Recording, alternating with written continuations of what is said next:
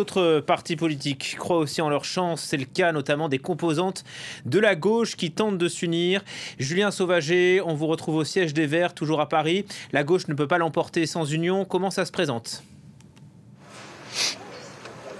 Eh bien, ça ne se présente pas de manière en tout cas très facile et très évidente. Là, vous voyez, je suis devant le siège des Verts, EELV, qui ont répondu à l'invitation de la France Insoumise pour former une nouvelle grande coalition des gauches. Mais si en effet la France Insoumise a accepté donc de déplacer ce rendez-vous et de venir ici au siège des Verts pour commencer ces tractations et ces discussions, pour l'instant pas de trace du Parti socialiste. Nous n'avons pas de confirmation qu'ils seraient bien à l'intérieur, mais peut-être sont-ils arrivés plus tôt, mais pour l'instant aucune confirmation de leur présence.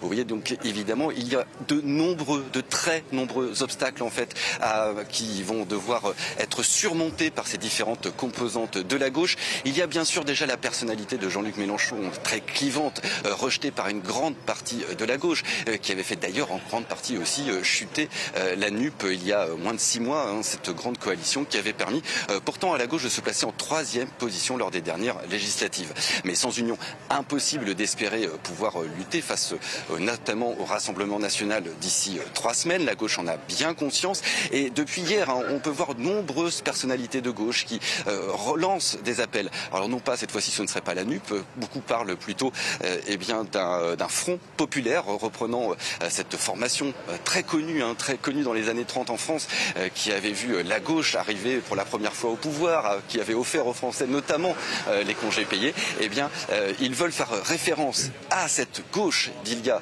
presque 100 ans pour réussir à faire ce regroupement. Mais il y a, je vous l'ai dit, d'énormes désaccords encore. Un autre petit indice des désaccords qu'il va falloir surmonter, eh bien, la position sur Gaza. Et vous le voyez juste devant cette porte, vous voyez peut-être quelques manifestants. Ce sont les jeunes de l'Union des Juifs de France qui ne veulent pas voir justement la France Insoumise, à cause de ses positions sur Gaza, rentrer dans une coalition. Ils disent il n'y aura pas de France unie, il n'y aura pas de France d'après, ni avec le RN, ni avec LFI. Vous voyez, il va falloir surmonter de nombreux obstacles pour réussir cette alliance. Effectivement, merci beaucoup Julien Sauvager. J'indique que le